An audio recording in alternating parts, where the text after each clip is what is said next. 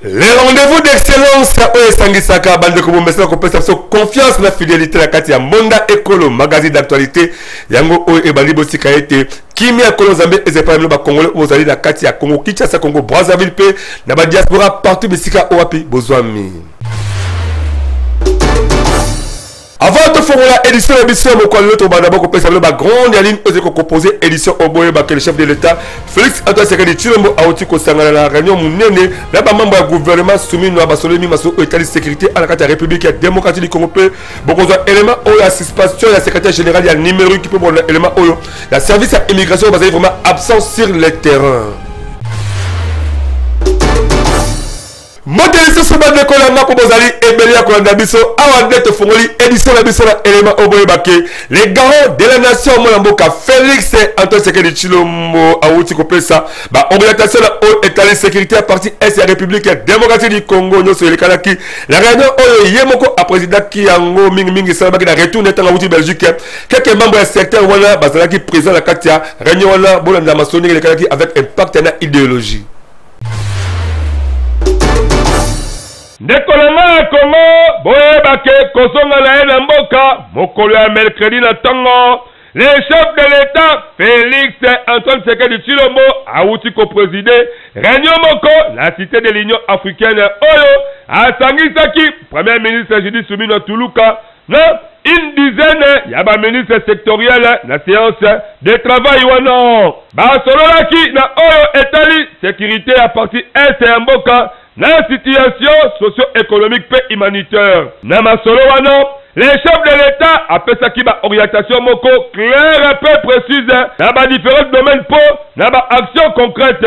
Bino moko boro kanenini porte-parole du gouvernement abetela ki yango mbonda liboso ya caméra na bisu. Comme annoncé d'ailleurs aujourd'hui après son arrivée de Belgique, le président de la République conformément à l'article 48 alinéa 3 de l'ordonnance portant organisation et fonctionnement du gouvernement, modalité de collaboration entre le président de la République, le Premier ministre ainsi que le membre du gouvernement. Le président de la République a présidé une réunion restreinte du gouvernement pour statuer essentiellement sur deux points. Le premier point, c'était sa communication et les deuxièmes points concernaient la prorogation de l'état de siège. Et donc sur ces deuxièmes points, le Conseil de ministres, donc la réunion restreinte dont les décisions engagent le gouvernement, a adopté le projet d'ordonnance loi portant prorogation de l'état de siège qui entre en vigueur à partir du 9 août 2024. Le seul et unique point abordé par le président de la République dans sa communication concernait les mesures à prendre pour l'amélioration du pouvoir d'achat des Congolais. Vous savez qu'en 7 conseils de ministres, le président de la République a eu l'occasion à 2 reprises de s'exprimer sur le sujet. Au dernier conseil de ministres, il avait donné l'exemple du prix du pistolet qui a doublé et des instructions fermes ont été données à la première ministre pour qu'elle s'assure qu'au niveau de la commission ECOFIN et reconstruction du gouvernement, que des mesures soient envisagées. Et donc aujourd'hui, nous avons abordé les premières mesures qui ont été prises au niveau du ministère de l'économie nationale qui concernent essentiellement les mesures à prendre pour la baisse de prix des denrées de première nécessité. Donc les denrées principales ont été identifiées, des mesures ont été proposées, notamment en termes des réductions de certains droits et taxes et redevances, mais aussi en termes de tracasserie qui peut y avoir, des difficultés des transports. Nous avons eu en 3 heures du temps l'occasion de faire le tour complet des mesures qui sont envisagées et les ministres, le vice-premier ministre, le ministre de l'économie ainsi que les ministres des finances ont été appelés à harmoniser les vues pour qu'au conseil de ministres de vendredi nous puissions adopter formellement ces mesures qui pourront être annoncées très rapidement dès que le conseil de ministres se terminera. Ici, la volonté du président de la République, c'est que très rapidement les Congolais puissent être en mesure de voir les conséquences des mesures qui ont été prises en achetant des denrées qui ont été ciblées à des prix réduits. Voilà l'essentiel de la réunion restreinte du Conseil de ministres de ce jour, qui a été présidé par son Excellence Monsieur le Président de la République. Biso Pembonda Ekolo, magazine d'actualité, Betisika Kambonda. Totika kaka la cité de l'Union africaine, le chef de l'État, président de la République, qui a fait Antoine Sécurité, le président et la chambre basse, il y a parlement, Basola qui mis Masolo Italie, sécurité, donc il y a Masolo et Belé Italie sociale, il y a Congolais, tous les éléments aussi écrits dans ma tête. Pour rendre grâce à Dieu, j'ai trouvé le président en forme, puisqu'il voulait m'enquérir d'abord sur la situation de sa santé ici. En tant que président de l'Assemblée nationale, je voudrais rassurer le peuple congolais que notre chef se porte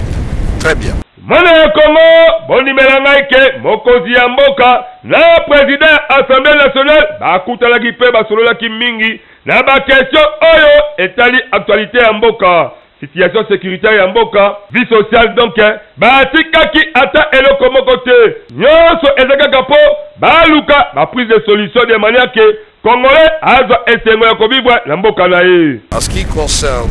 la sécurité, avec le président de la République, nous avons convenu, et c'est lui le garant au terme de l'article 69 de notre Constitution, de faire une évaluation régulière de la situation sur le terrain. L'Assemblée nationale en tant qu'autorité budgétaire, le gouvernement en tant qu'institution qui gère la République au quotidien, le président de la République en tant que chef de l'exécutif, les responsables des cours et tribunaux, c'est-à-dire le pouvoir judiciaire, et si l'échec, on peut inviter les ministres, vice-premier ministre de la Défense, vice-premier ministre de la Justice, vice-premier ministre de l'économie, vice-premier ministre de l'intérêt sécuritaire et affaires coutumières selon le problème à traiter. Parce que le président de la République, tout le monde le sait, il n'a pas lésiné sur les moyens. Il a recruté les hommes, il les a formés. Il les a lotis des équipements pour faire face à cette guerre qu'on nous a imposée. Parce que nous ne sommes pas des ventes à guerre. Nous n'avons jamais traversé la frontière qui nous sépare avec le Rwanda, ni la frontière qui nous sépare avec l'Ouganda. Nous voulons la paix, et la paix si l'ensemble de la région des Grands Lacs. Ceci dit, le président voudrait une transparence totale dans la gestion et des fonds, non seulement au niveau de l'armée, mais au niveau de toutes les autres institutions. Plus rien ne sera comme avant. Nous avons abordé l'éternel problème de l'inflation et du taux d'échange. La solution à ce problème de l'inflation et de la perte de valeur de notre monnaie réside dans la non-production. Or, nous avons un programme de transformation de notre économie, de la diversification de notre économie. Et il est temps que l'on puisse lancer ce programme et en faire le suivi. Et le président a dit, et il met en garde tous les grossistes qui pratiquent des prix fantaisistes. Ils auront des surprises parce que le contrôle va être rigoureux. Il y aura des brigades économiques. Kaka na occasion wana, les chefs de l'État alakisi bolingo na ye na liwaya Mwami Kabare pe a recommandé le président de l'Assemblée nationale azala kuna po na ko représenter na ba fédéral ya grand notable ya grand Kivu po na ko présenter pe ba condoléances na ye la population ya Bukavu masolo oyo toza ko tala pe toza ko simela yango pe biso to beti sika kambonda. Si réellement vous êtes vraiment un vrai leader, vous avez la vision pour la République démocratique du Congo, en général, pour la province, pour la commune, chance dans les alliés qu'il faut le plateau en bonne école pendant 30 minutes et permettre à la population de comprendre l'idéologie avec un partenaire idéologie.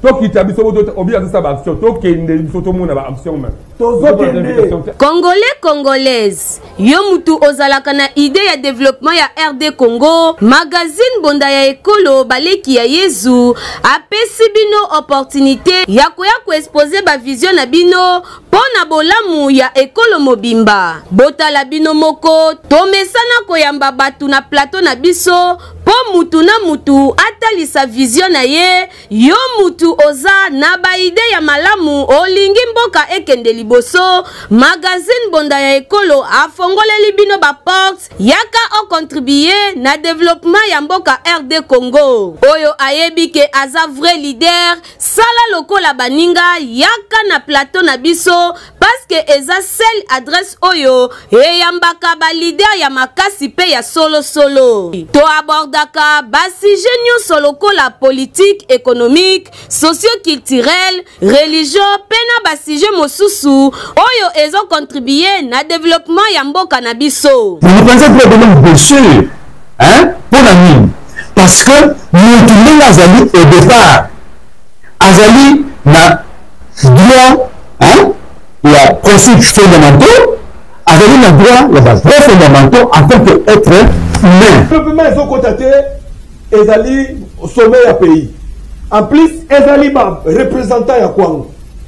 Oyo bandima, oyo bazwaka pouvoir, bazongi na ba village, ba kei ba pesi bango pouvoir bota na ndenge to soufa. Tangu na tali dégâts au moto de salaki, nazako obligé na la moto ne kutaki wapi. Ndenge kaka bozali komona, bango pe bazali balide oyo bandimi ko participer na développement ya ba quartier commune pour que mboka ekende liboso. Yango biso na magazine bonda ekolo to bengi ba leader ya solo pe to beteli bango kambonda. Partout c'est quand la commune na bino. Numéro na biso zali yangwana yaka benga biso to koyamba yo to za tatu solo na bino. Mango tokele kuna la kati ya chambre haute ya parlement boye bakia bureau provisoire a aussi publier liste ya ba candidat oyo baza retenu pour la élection ya bureau définitif ya chambre wana bondi bla qui se samaki avec impact et idéologie pe baza bon le nombre total il y a 19 candidats. Ndeko ya Congo boye bake baza bongo na nombre ya 19 candidats sénateurs nde bakozala la course ya kowela ba poste ya bureau définitif esengeli bondimela ngai ke ezande 7 postes donc 6 eza pour la majorité pe moko kaka pour la opposition na bureau définitif ya chambre haute ya parlement pour le poste ya président ya sénat kuna nde komba ekozala ngwaku po toza ko comprendre te ba membre union sacrée de la nation baza kaka la désordre donc okomona ancien premier ministre Jean-Michel Sama Lukonde oyo a postulé indépendant na koti ya bureau politique agissant et bâtissant pe des adversaires na ye ezabongo ndeko Edissa Mangala po na union sacrée à président de la République pe patriarche Jonas Mukamba oyo Azala 93 ans pour la compte de la force politique et sociale. Des candidats de Bakowo la poste premier vice-président Ezabongo, José Kanala Wakanala, il y a regroupement politique Alliance des valeurs, na ancien ministre, il y a affaires étrangères, Mwanamboka Christophe Lutundula. La deuxième vice-président Sénat Ezabongo, ancien président du Sénat, Mwanamboka Modeste Basi Lukwebo, il y a FDCA, Yekutu Esengeli Bondi Belangake, Alingi Nekotikati Alobike Ye, il faut kaka Azala, membre, il y a bureau, il y a Sénat. Boye Bake, Akobunda Bongo, Nandeko Estache Molangi, Oyo, Azala Côte et regroupement politique, avec 2018, Camille Isenge, candidat indépendant. Jean Bamanissa, il y a MLC, na bandeko ebele oyo bazape bakandidat po bakote kaka na bureau définitif ya Sénat. Na rapporteur adjoint poste oyo eza réservé pour la opposition kuna tokobola bongo mwana mboka Salomon Kalonda oyo azatike gagner ensemble pour la République. Akozala bongo na Etumba na mwana mboka Jacques Bayende ya Dipro. Trois misusu pour la question eza bongo mwana mboka Carole Agito, Moïse Ekombo, Tofeka bongo pe na bandeko misusu na baposte ya ndenge na ndenge. C'est alors calendrier bondi belangaike journée à vendredi il y a le 9 août 2024 eza bongo na séance plénière po basala ba campagne électorale à bango pe mokolo ya samedi le 10 août 2024 ekozala bongo élection na installation ya bureau définitif biso mona ekolo Betisika Kambonda. Élément OP l'autre comme ça bilan la basonneur boy baké secrétaire général numérique à suspendre ma fonction na à acquérir la faute moko lourde ya mis solo surtout ya ressources humaines ministre en charge de la fonction publique a better ba détail la carte élément au signé écrit dans Mateta. 8 mois après les recrutements du premier lot des cadres et agents de l'administration du numérique, j'ai appris avec stupéfaction et ébahissement que l'enveloppe dégagée pour la prise en charge des agents du numérique a été détournée pour d'autres affectations en prime en faveur de personnes non concernées et non revêtues de la qualité des fonctionnaires. Comment un responsable de service peut-il admettre l'alignement aux primes des personnes fictives, des agents qui ne travaillent même pas, sans position régulière de service, pendant que les fonctionnaires qui viennent tous les jours en service en sont privés? Comment peut-on accepter, alors que le président de la République insiste tous les jours sur l'impératif dans la fonction publique d'assurer la promotion de la méritocratie et de l'égalité de traitement? Les premiers éléments de l'enquête ouverte à ces propos et qui se poursuit mettent en cause notamment le secrétaire général qui a visiblement fait preuve de négligence, de complaisance et de manquements graves dans l'accomplissement de sa mission. Il a donc failli à sa mission. Pour cette raison, et en attendant l'aboutissement de l'enquête en cours, je me trouve dans l'obligation, en vertu des pouvoirs qui me sont reconnus par la loi, d'ouvrir en son encontre une action disciplinaire assortie d'une suspension de ses fonctions avec effet immédiat. Bango bazali ba champion le maso état social en la République démocratique du Congo zali bongo Fondation Jonathan Sangou à travers FJS devise sur zali ko contribuer la 500 fois congolais par jour et ko permettre la fin de l'année au se retrouver au sepla qui toko longo na libota na yo.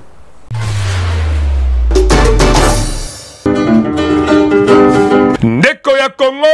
papa, maman, élégué, tangu esi ebelemi, yo moto oyo ozali kolala la pongi, lamukapo, o mona misala kitoko, Fondation Jonathan Sangou azako sala, à travers ba service na ebele oyo, ezana katia fondation. Yeba kena Fondation Jonathan Sangou, à travers FJS devise, nan 500 fois ya pamba par jour, et kosala ke, na suka mvula, Yona libota na mobimba, bolia, bomela, pebo fete kitoko. Tala ba oyo, ba pesaka confiance na Fondation Jonathan Sangou, ba fete kitoko, vula oyo e utiko sila. Nde biso ba mama to sepela ki to sadere na kati, to komi ko pesa ka mbongo chaque jour. Nde moto na moto nde ya sepela ko pesa. Avantage nange ezali parce que na musala nanga ezo sala mo makambo ebele mutu omona kake biloko eza mibale misatu na mesa biloko mukebo eme na sima nango makambo ebombama ya mwami réunion oyo ya fondation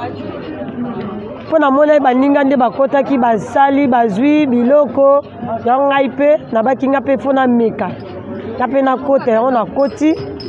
nde namoni ekende bien ebongo na cadre ya ba formation wana kutu lala na yo pongi ya babebe po ba formation eza ebele lokola make-up na misala ya ndenge na ndenge na oyo etali kozwa mosolo pona yo moto ya mombongo dimela ngai ke soki kaka okoti kuna nyonso ekozala. Je vous informe que soki yo telemite mususu azate biso nde to bana ya Congo yo nanga tokosala ke tozala bien. Tangu tolobaki na projet FJS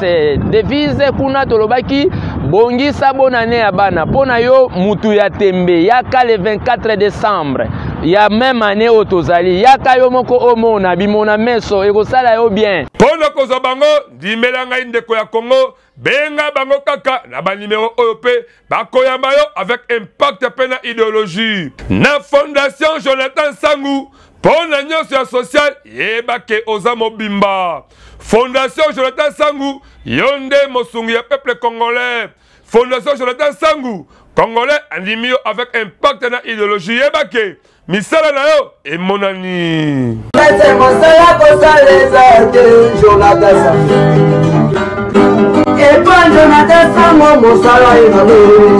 On s'en a besoin, on s'en a reportage, il y a qualité, il y a mariage, il y a activité politique, il y a religion, il y a ça confiance dans mon école agence, parce que vraiment reporter mon professionnel avec impact dans l'idéologie.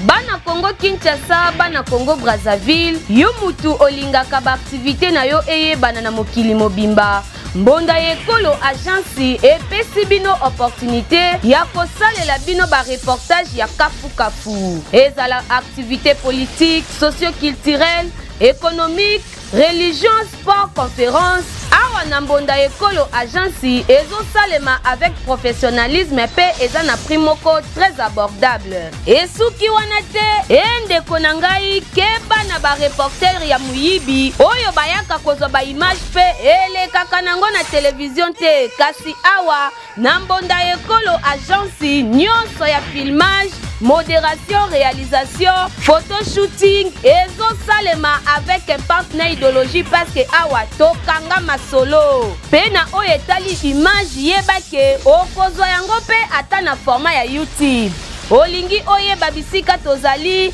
benga biso na plus 243 89 81 81 097 na bandeli lisusu na plus 243 89 81 81 097. Na Mbonda Ekolo agence nyonso ya reportage ezosalema kitoko avec professionnalisme et yokanio.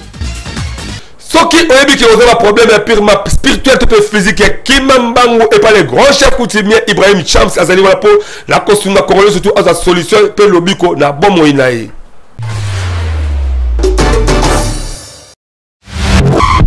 Mbote bankolo mbote kieno bankolo mbote biaka bankolo lobola baka mafunda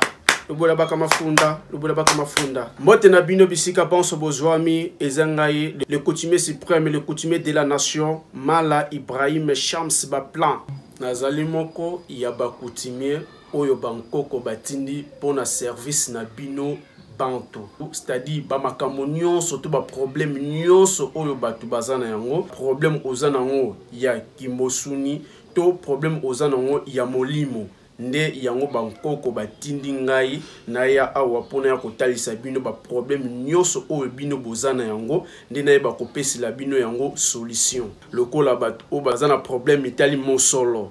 ya finance ba ope bazana ba problème na bandako na bango ya bolingo mabala tozoyeba kosungela batu basi to mibali koyeba kosunga bango pona mabala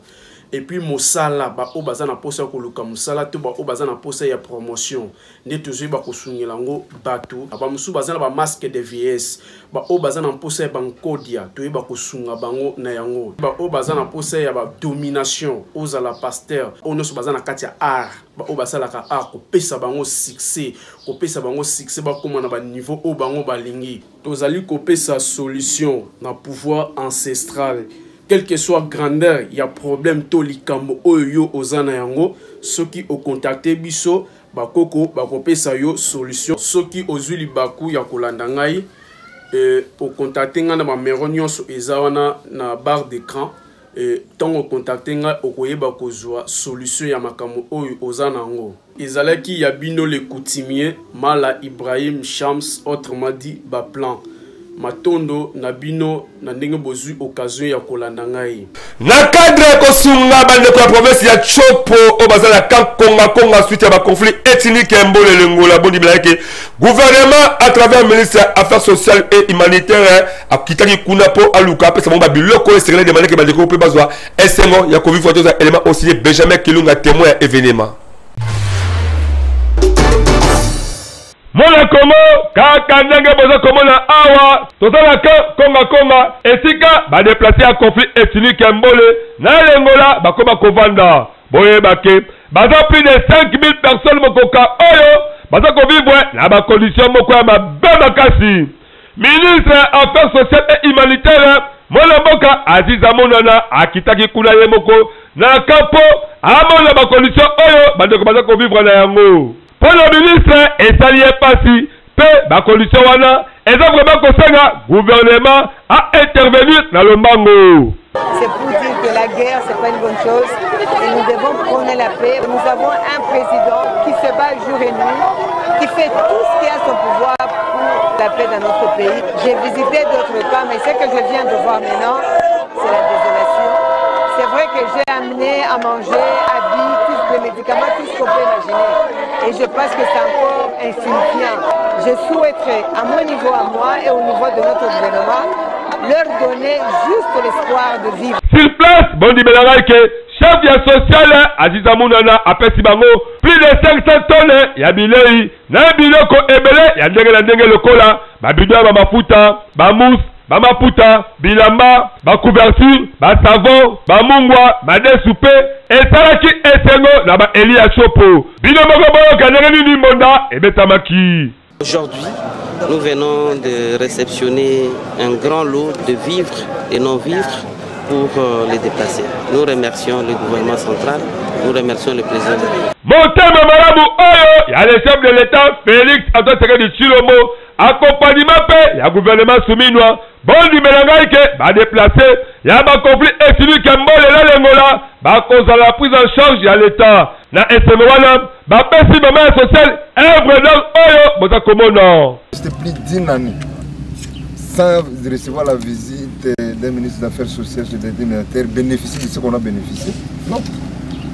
Qu'est-ce que vous avez fait comme de la magie? C'était juste question de volonté et de placer la personne qu'il fallait à la place qu'il fallait. Et maintenant, là, nous remercions vraiment les chefs de l'État ainsi que Madame la Première ministre pour les chapeauter sur vous. Biso Bembonda Ekolo, Tobekisika Kambonda. Pourquoi le service à immigration sont qui la carte de commune pour comprendre le bureau là-bas, mais sur le terrain, à la carte, surtout à l'étranger, il y a trop. Est-ce réellement besoin de remplir ma responsabilité là-bas? Toute la réflexion au Yamunda École, le magazine d'actualité. Likambo etali service ya immigration la République démocratique du Congo toye bagate si réellement que e fonctionnaka to e fonctionnaka te po soki otambo na ba commune na biso partout o komona kaka ba service ya DGM et comment na ebele mais sur le terrain ba commune ko kamwa po ba étranger ba tona na ebele mais ba zakal sur ba visa te ba comment na bango protéger au soi-disant la général moko boye na colonel moko boye ministre moko boye ko kamwa to ebité ba côté la Congo na frontière nini lelo oyo soki okela mboka bapaya bakonzela biso ya ndenge na ndenge bovoyage kabilo boyebi komona ke soki osangi visa okokoma mal à l'aise mais epa na biso tokamwaka mondele to indien chinois to libanais to pe nani atazangi visa aza na ye na kimia passeport kutu enkipa babwaka kala yango ezalaka nini lelo kamera ya monda ekolo etambolaki mpo bakongolais mpo etuna bango nini oyo bakalisaka mpona baétranger bavandaka awa na Congo o libanien o nani ayawa nimi kanem azovanda mais biso na mamboko na bango ovandi boye lelo babengani c'est que déjà na mamboko esila ke loko te c'est que bango pe toto benga na bango au moins to sana na compagnie ndi azobeta muningani abeta congolais mbata soko lingo simbebe au moins na mundeko lo congolais azosilikela yo mais biso na mamboko libanda tane banyoko la biso bendien balibani bazonga biso vanda à l'aise awa toyekaka kola musa service ya immigration bokende na l'hôpital lokola ba HG topé hôpital ba cinquantenaire ba indien ba tondala ebele kula e ba kutu na ba immeuble ebele ba ville ba chinois ba koma ebele bombe kala ko identifier bango koyeba si réellement que baza ba séjour na bango topé baza na ba droit ba exploitation awa la kati ya Congo na mikanda solo to le kutapo bana kitsa sa ba la Congo ba lembi na bango ba étranger ba komi ebele basaka mikanda mais kokela moka ba paya biso tonyo kwa makame pa la biso e comme na facilité boye mabe makasi ya abakisi mvula moko kati bavula Ozambe apesa ye Ahmed Ashgara comme de l'âge il y a 10 ans bon libéral qui est mobile kitoko intelligent doué avec beaucoup de sagesse à tout cas qui a été Kolozambe abaxelé encore mi awa neto comme la souka édition la biso mais avant to kabona bon ça d'abord ba rappel il y a bâti le chef de l'état Félix Antoine Tshisekedi Tshilombo a outi ko sera la réunion moko munio na quelques membres du gouvernement basola ki bina maso état sécurité pour bon élément oyo ya secrétaire général ya numérique a outi ko la suspendue de ba fonctionnaire pour élément oyo service immigration on va vraiment absent dans le terrain. Tala ndenge na boucler complètement édition mokolo onga alende la présenter avec impact na idéologie si la caméra ba kebisa kitoko ba caméra ba lokola Benjamin Kilunga Yannick Kalosope Wilfried Samba ba boy ba réalisation et montage ya écrit de mateta dédicace spéciale ya mona mboka maître Bob Gengombe ozali vraiment leader d'opinion politique pe mingi azali ko bunda pour masolo établissement kitoko na ba secteur ebele pour boy ba ke ezaka malamu to bazo continuer ko s'abonner massivement la chaîne YouTube na mona école officielle pe ba activité la bino bon melango biso to le ba primo ko promotionner et ko permettre que ba les vivre et matériellement mon bongo na bino nga alede wala linga bino ya trop en tout cas boy ba que so azongi te to kuta prochainement bye.